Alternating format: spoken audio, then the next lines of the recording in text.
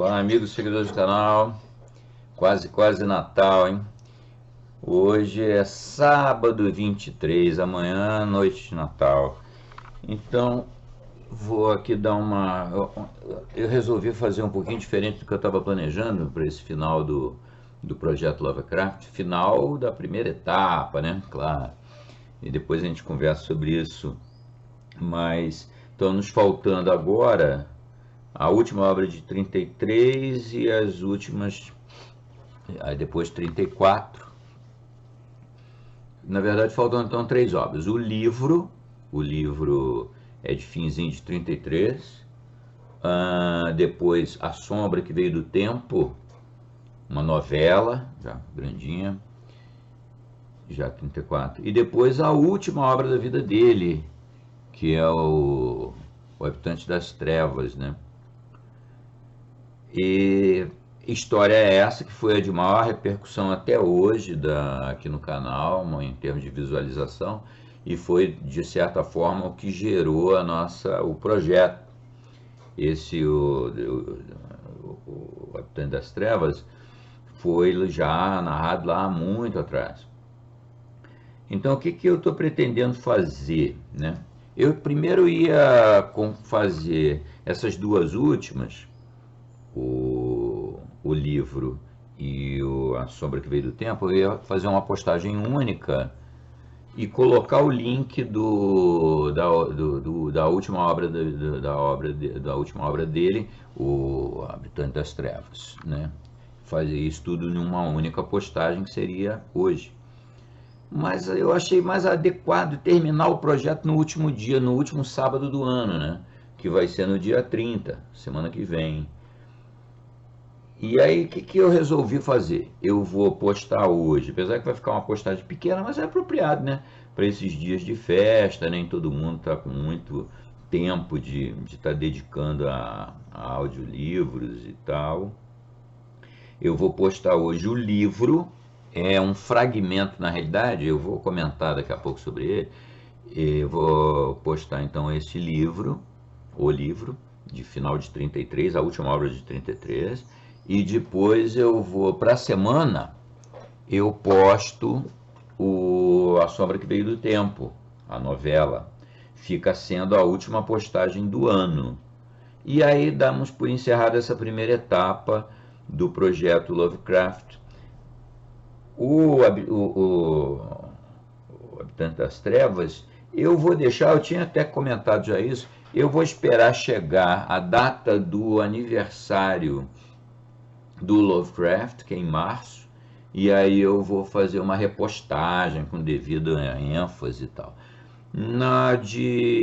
Tanto na postagem de hoje quanto na postagem da semana que vem, eu boto, já que é tão importante, eu boto o link do Habitante das Trevas, para caso vocês queiram terminar a leitura do projeto ainda esse ano, né? Tanto podem dar uma lida hoje, aproveitando que é uma postagem pequenininha, quanto na semana que vem, no dia 30, para passar aquele Réveillon Lovecraft.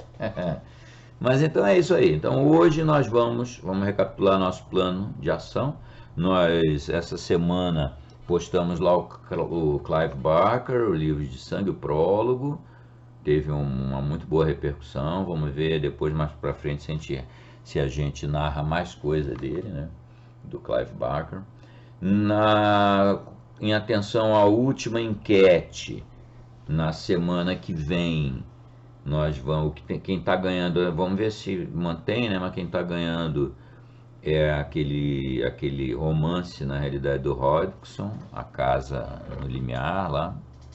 Vamos ver se confirma, vamos ver se confirma a vitória, e vai ser a narração da quarta-feira que vem, né? Quarta-feira, dia 27, né? O último interlúdio de horror do ano. E no sábado, dia 30, nós encerraremos o projeto Lovecraft com a novela considerada das melhores obras dele, esse A Sombra que Veio do Tempo. Mas hoje nós vamos do livro. Esse livro, então, é um pedacinho, é uma obra pequena. Por quê?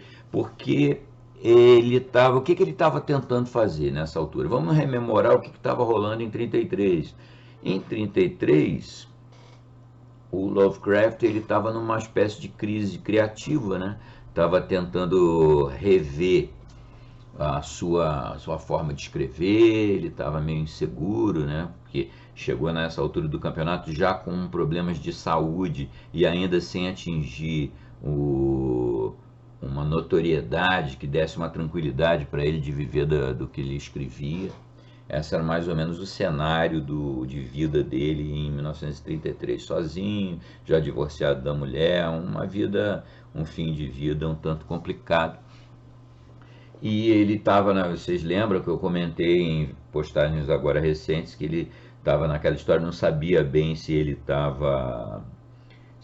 o que ele deveria investir, se no formato pulp lá para Weird Tales, ou se tentar escrever coisas mais num formato literário propriamente dito.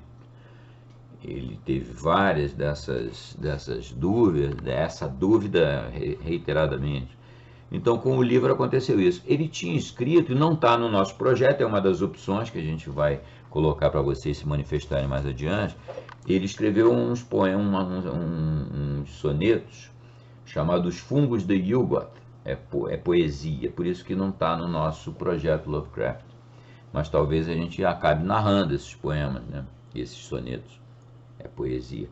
E o livro foi, aparentemente, uma tentativa do Lovecraft de transpor da poesia para a prosa. Por isso que é comum, muita gente diz assim, quando lê o fragmento, o livro, se lembra, para quem obviamente leu os poemas, né, lembra do poema Os Fungos de Yugot, lá, os sonetos. Então esse livro, esse conto, a parte que ele escreveu finalmente, reflete basicamente os 3 primeiros sonetos lá do Fung of Yugot. Isso é mais ou menos o que vinha acontecendo. O Lovecraft comenta nas cartas que ele tinha nessa época tentado N formas alternativas de escrever, ele estava tentando se reinventar, né, como escritor em termos de estilo, mas que ele jogou quase tudo fora, que ele tentou, não gostou dos resultados, né? Acabou que o livro é uma das poucas dessas experiências da época que ele não jogou fora, mas também não desenvolveu. Então ficou incompleto mesmo. Aí o que acontece? Foi publicado em 38, quando ele já tinha falecido, ele faleceu em 37. Aí em 38 esse livro incompleto, esse conto incompleto, o livro, foi publicado na revista Leaves, 1938. Foi isso que acontece, esse é o que rolou com o livro. Aí o que acontece? Muito depois, na década de 80, em 1980 exatamente, um escritor chamado Martin Warren, ele se propôs a concluir o conto, o livro. Não das tarefas mais complicadas, porque como tinha a referência do Fung from Yugot, ele usou essas 2 referências e concluiu, escreveu, e isso foi parar numa... é até famoso, uma antologia chamada Novos Contos do Mito Cthulhu, da década de 80. E ele, então, esse conto, o livro concluído a partir do fragmento do Lovecraft, foi para essa antologia Novos Contos do Mito Cthulhu. Nesse livro, nesse conto aí, eu li ele. Esse livro, nesse conto, o livro completo, pelo Warren, ele introduz a figura que não aparece no fragmento, não tem isso, né? Não fica claro aí qual é a conexão com as divindades do mito Cthulhu. No caso dessa conclusão pelo Martin Warren, é o Nyarlathotep, só como informação, como curiosidade. E uma outra curiosidade é que o livro, o fragmento escrito pelo Lovecraft, não gerou adaptação cinematográfica, não gerou nada. Gerou essa continuidade aí, décadas depois, mas a continuidade virou um curta-metragem. Interessante. Até porque não daria para fazer, de fato, um curta em cima do fragmento. Não rolaria, né? Como vocês vão ver pela narração. É um conto daqueles que tu fica se querendo, poxa, o mestre podia ter acabado, né? O conto, tal, tal. Mas para quem quiser, tiver curiosidade sobre o desenvolvimento do conto, que aqui vai ser narrado esse fragmento, é fácil, é só ler os sonetos lá, para quem gosta de poesia, ler os sonetos dos fungos de Hugot. E eventualmente nós vamos acabar narrando, né? Vamos ver como é que nós vamos dar. Isso é a nossa discussão para depois do Réveillon. Como é que nós vamos. Que formato nós vamos dar para o pós-projeto Lovecraft? O que vai acontecer? Era isso aí que eu tinha para falar para vocês. Vejo que, apesar de um fragmento tão pequeno, deu margem a bastante comentário, né? É isso daí que eu tinha para dizer para vocês. Vamos lá para a antepenúltima obra da vida do mestre, uma obra incompleta. E no próximo sábado, na quarta, vamos ver o resultado da enquete. E no próximo sábado, lá no dia 30, ao apagar das luzes de 23, nós vamos com a novela lá, A Sombra que Veio do Tempo. E deixamos para o aniversário do HP Lovecraft a repostagem lá da última obra dele, né, O Habitante das Trevas. Bom, espero que vocês estejam gostando. Continuem apoiando o canal de todas as formas que existem aí para apoiar o canal. Agora, principalmente fazendo comentários, né? Likes e compartilhamentos é bastante legal. As demais formas de apoio, né? É legal, claro. Porém, o mais interessante de tudo continua sendo os comentários que vocês possam fazer sobre as obras do mestre Lovecraft e sobre as dos grandes clássicos do horror que a gente posta toda quarta-feira no Interlude Horror. Amanhã é Natal, noite de Natal. Parabéns para todo mundo. Divirtam-se, curtam essa data tão importante que é o Natal. E na noite de Natal, lembrando, na meia-noite, eu vou postar na meia-noite, porque já que é para reencenar uma tradição, eu vou reencenar ela como se deve, né? Quem não puder assistir nesse momento, assiste depois.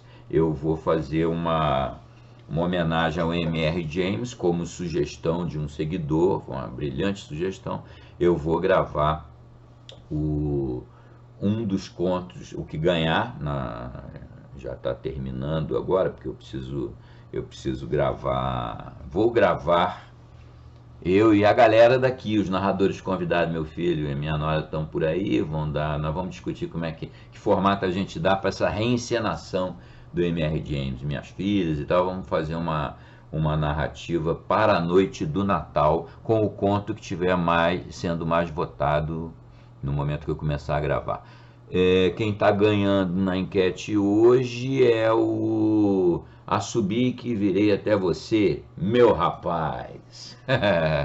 Esse conto de fato é muito bacana, mas todos os contos do M.R. James são maravilhas da literatura do horror. Bom, Feliz Natal para todo mundo, abração, curtam O Livro do Lovecraft. Quem quiser mais coisas dessa obra, vão lá no Fungos de Hugot, nos livros, enquanto a gente não narra. Abração, saudações, divirtam-se. Abraços. O Livro, 1933. Minhas lembranças são muito confusas. Tenho dúvidas até mesmo sobre onde elas começam, pois algumas vezes sinto que meu passado se estende como uma espantosa paisagem atrás de mim, mas outras vezes parece-me como se o momento presente fosse um ponto isolado numa infinitude cinzenta e sem forma. Não tenho certeza nem mesmo de como estou comunicando esta mensagem. Embora tenha consciência de estar falando, tenho uma vaga impressão de que alguma estranha e talvez terrível mediação será necessária para transportar o que eu digo aos sítios onde pretendo ser ouvido. Minha identidade também é perturbadoramente nebulosa. Eu pareço ter sofrido um grande choque, talvez proveniente de algum fruto inteiramente monstruoso dos ciclos da minha experiência única e inacreditável. Esses ciclos de experiência derivam todos, claramente, daquele livro carcomido pelas traças. Lembro-me de quando o encontrei em um lugar fracamente iluminado junto ao rio escuro e poluto, onde sempre voluteiam brumas. Aquele lugar era muito antigo, e as prateleiras à altura do teto, tomadas de volumes em apodrecimento, estendiam-se interminavelmente por dependências internas e alcovas desprovidas de janelas. Havia, além disso, grandes pilhas amorfas de livros sobre o chão e dentro de caixotes grosseiros, e foi numa dessas pilhas que encontrei aquele. Jamais soube o seu título, pois as primeiras páginas estavam faltando, mas ele caiu aberto perto do final e deu-me um vislumbre de algo que fez com que meus sentidos vacilassem. Era uma fórmula, uma espécie de lista de coisas a dizer e fazer, que reconheci como algo sombrio e proibido. Coisas que já havia lido antes em parágrafos furtivos, com um misto de aversão e fascínio, garatujadas por aqueles estranhos e antigos investigadores dos segredos conservados pelo universo, cujos textos decaídos eu adorava absorver. Era uma chave, um guia para certos pórticos e transições sobre os quais os místicos haviam sonhado e sussurrado desde que a raça era ainda jovem, e que conduziam a descobertas e liberdades situadas além das 3 dimensões e reinos da vida e da matéria que conhecemos. Havia séculos que nenhum homem recordava sua substância vital, nem sabia onde encontrá-la, mas esse livro era de fato muito antigo. Nenhum prelo, mas sim a mão de algum monge semi-enlouquecido, havia grafado aquelas nefastas frases latinas em uniciais de assombrosa antiguidade. Lembro-me do modo como o velho me olhou de esguelha, deu um riso nervoso e fez um curioso sinal com sua mão quando levei o tomo. Ele se recusou a aceitar pagamento pelo livro, e somente muito tempo depois eu concluí por quê. Enquanto eu seguia às pressas para casa por entre aquelas ruas estreitas, sinuosas e abafadas pela névoa das imediações do porto, tive a impressão assustadora de ser acompanhado furtivamente por passadas suaves. As casas centenárias e pendentes de ambos os lados pareciam animadas por uma recém-adquirida e mórbida malignidade. Como se algum canal de entendimento maligno que até então estivera fechado tivesse abruptamente se aberto. Senti como se aquelas paredes e coruchelos suspensos com seus tijolos embolorados e seu gesso e suas tábuas cobertos de fungos e com suspeitosas janelas de vidros losangulares como olhos à espreita, a custo pudessem renunciar e avançar sobre mim e esmagar-me.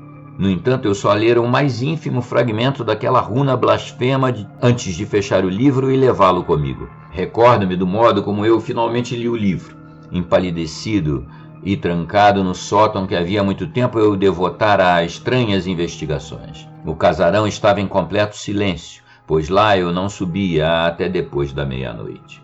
Acho que tinha uma família na época, embora os detalhes sejam muito incertos, e sei que havia muitos criados. Exatamente em que ano estava, não sei dizer, pois desde então conheci muitas eras e dimensões e tive todas as minhas noções de tempo dissolvidas e remodeladas. Foi à luz de velas que eu li. Recordo-me do incansável gotejar da cera e o som de sinos me chegava de tempos em tempos de campanários distantes. Eu parecia me manter atento a esses repiques com peculiar intensidade, como se temesse ouvir alguma nota mais longínqua intrometer-se neles. Então vieram os primeiros sons de algo raspando e tateando na trapeira cuja vista alcançava muito além dos demais telhados da cidade.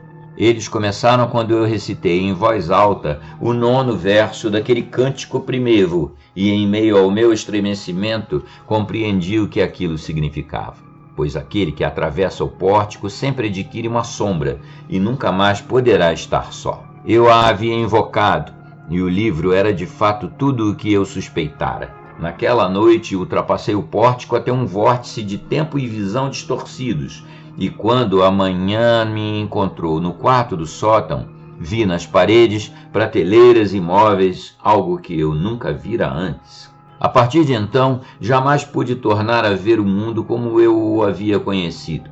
Misturados com as cenas do presente, havia sempre um pouco do passado e um pouco do futuro, e todo o objeto outrora familiar revelava-se exótico sob a nova perspectiva que se apresentou à minha visão ampliada. Desde aquele momento ingressei em um sonho fantástico de formas desconhecidas e parcialmente conhecidas, e a cada novo pórtico atravessado, com menos clareza eu conseguia reconhecer os objetos da estreita esfera a qual havia tanto tempo eu estivera limitado. O que via ao meu redor ninguém mais viu, e eu me tornei ainda mais silencioso e reservado, para que não me julgassem louco. Os cães tinham temor a mim, pois sentiam a sombra exterior que nunca deixava o meu lado, mas eu li ainda mais, em livros e pergaminhos ocultos, esquecidos, aos quais minha nova visão me conduziu. E abri caminho por entre novos limiares de espaço, de existência e de formas de vida, rumo ao coração do cosmo desconhecido. Lembro-me da noite em que tracei os 5 círculos concêntricos de fogo no chão, e posicionei-me no mais interno deles, entoando aquela monstruosa litania que o mensageiro do Tártaro havia trazido. As paredes se dissolveram e eu fui arrebatado por um vento negro através de imensuráveis abismos cinzentos, vendo os pináculos aciculados de montanhas desconhecidas, milhas abaixo de mim. Após algum tempo houve completa escuridão, e então a luz de uma miríade de estrelas formou estranhas e discrepantes constelações. Por fim, vi uma planície pontilhada de verde muito abaixo de mim e discerni as torres contorcidas de uma cidade construída de um modo como jamais conheci, li ou sonhei. Enquanto flutuava para mais perto daquela cidade, vi um grande edifício quadrangular de pedra em um espaço aberto e senti um medo horrendo se apoderar de mim. Gritei e me debati. E depois de uma completa escuridão, encontrei-me novamente no meu aposento no sótão, estendido sobre os 5 círculos fosforescentes no assoalho.